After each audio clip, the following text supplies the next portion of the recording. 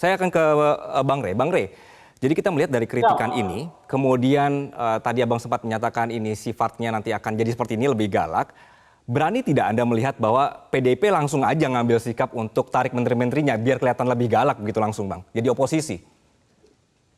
Iya, itu nanti soal strategi bagaimana menonaktifkan Gibran dari PDI ya kan akan tarik ulur itu.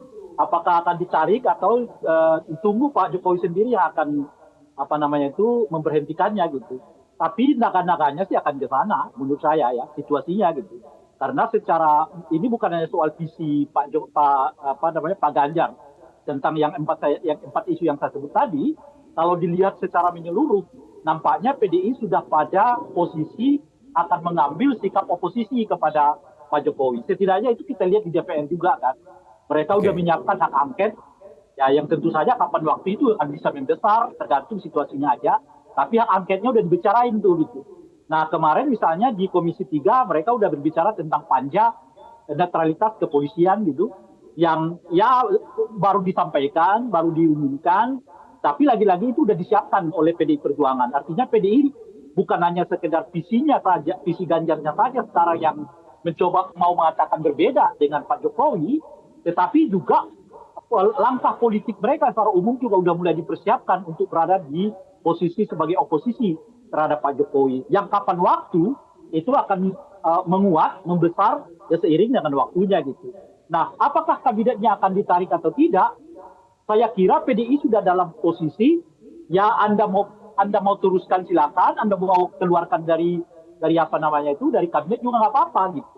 Kan kita dengar kemarin cerita misalnya banyak anggota kabinet PDI Perjuangan itu yang sebetulnya meminta izin kepada Ibu Mega untuk keluar dari kursi kabinet gitu ya. Tapi Ibu Mega seperti melarang itu dilakukan gitu. Intinya adalah tetap saja di sana sampai kemudian Pak Jokowinya sendiri yang memutuskan mau dikeluarkan atau tetap ikut bersama dengan Pak Jokowi gitu. Baiknya gimana, Bang Rey? Kenapa? Baiknya gimana? Tetap aja atau jadi oposisi full? Enggak, kalau saya kira mereka udah mengambil posisi oposisi. Ya, oposisi apa namanya itu ya 90 derajat apa lah 90 derajat lah begitu ya. Tetapi soal kabinet itu perhitungannya lain lagi gitu. Itu bukan perhitungan soal apakah kita tarik atau tidak gitu. Itu perhitungan soal biarkan itu Pak Jokowi yang memutuskan. Seperti Gibran ya melakukannya ke PDI Perjuangan sebelumnya. Dia pindah dari PDI lalu menjadi calon wakil presiden Pak Prabowo. Nah, dan soal memutuskan apakah dia dikeluarkan atau tidak diserahkan kepada PDI Perjuangan. Kira-kira begitu. Nah, sekarang PDI seperti melakukan hal yang sama gitu. Kira kan kita berbeda dengan Pak Jokowi soal Pak Jokowi mau terus bersama dengan anggota partai kita di kabinet atau apa mengeluarkannya itu terserah Pak Jokowi. Jadi ini ya pada posisinya udah kayak satu-satu nih gitu. Kalau kemarin Gibran yang membuat sulit posisi PDI, sekarang ya Pak Jokowi yang kelihatan akan sulit posisinya berhadapan dengan ini gitu ya. Nah tadi kawan kita ya Ujang itu menyebut soal akan sulit nih karena ada Menko Polhukamnya itu adalah calon wakil presidennya Pak apa namanya itu ya Pak Ganjar gitu ya. Itu seiring dengan waktu pencitraan itu akan tetap dilakukan sebagai bagian dari yang berbeda dengan Pak Jokowi gitu. Dalam posisi kayak begini juga menurut saya Pak Mahfud juga sedang menunggu apakah akan tetap berada di komposisi di dalam kabinet atau dikeluarkan oleh Pak Jokowi. Tetapi besar dugaan saya Pak Mahfud juga akan bersikap seperti Ganjar yang kemarin itu. Beliau akan bercerita tentang hal-hal yang mungkin selama ini sudah diupayakan oleh beliau tapi mentok misalnya di tangan presiden karena kita ingat sebelumnya itu Pak Mahfud sudah membentuk tim apa namanya itu ya analisa pembentukan ya evaluasi terhadap berbagai regulasi kita dan penegakan hukum kita yang kapan waktu itu semuanya mungkin ya akan disebutkan oleh Pak Mahfud yang kita nggak tahu kapan waktunya, tetapi untuk mempertegas bahwa Pak Mahfud juga sedang berada di blok Pak Ganjar ini. Oke, Bang Andreas ada tanggapan Bang Andreas dari pernyataan Bang Rey tadi? Ya, saya kira tanggapan atau penilaian dari Bung Rai ya sah-sah aja gitu artinya pengamat memberikan penilaian tapi tentu ya Mas Ganjar dan Pak Mahfud dan di sini partai-partai yang mendukung kita punya strategi sendiri untuk bagaimana di dalam kampanye satu hal dan di dalam pemerintahan di mana ya menteri-menteri PD Perjuangan ada di dalam kabinet itu kita lakukan di dalam dua hal yang berbeda, tetapi ya untuk kepentingan bangsa dan negara tentu kita tetap konsisten gitu, bahwa hal-hal yang prinsip yang menyangkut kepentingan bangsa dan negara, menyangkut keamanan, perdamaian, kedamaian di dalam proses pelaksanaan pemilu kita harus jaga bersama gitu. Nah, saya kira dalam poin inilah yang kemudian titik-titik kritis yang kita lihat, yang kemudian juga harus disuarakan dan dikritisi. Misalnya soal netralitas aparatur. Memang di situ juga ya ada bagian PDI Perjuangan di dalam pemerintahan. Ada juga teman-teman dari Amin juga ada di dalam pemerintahan. Nah, cuma sekarang kita tahu bahwa pelaksanaan daripada pemilu ini juga sudah ada indikasi-indikasi di mana keterlibatan aparat negara di dalam proses pemilu yang harus dikritisi gitu. Dan ini menyangkut tentu menyangkut pada pemegang kekuasaan tertinggi yang harus mengambil sikap terhadap bagaimana aparatur negara ini ya diawasi, dikontrol dan diinstruksikan untuk tidak terlibat di dalam pelaksanaan pemilu. Itu satu contoh yang menunjukkan bagaimana ya konsistensi PDI Perjuangan di dalam melihat persoalan kepentingan bangsa dan negara, persoalan kepentingan menjaga proses pemilu yang demokratis dan tapi di dalam koridor bagaimana kita tetap berkampanye secara sportif, secara fair.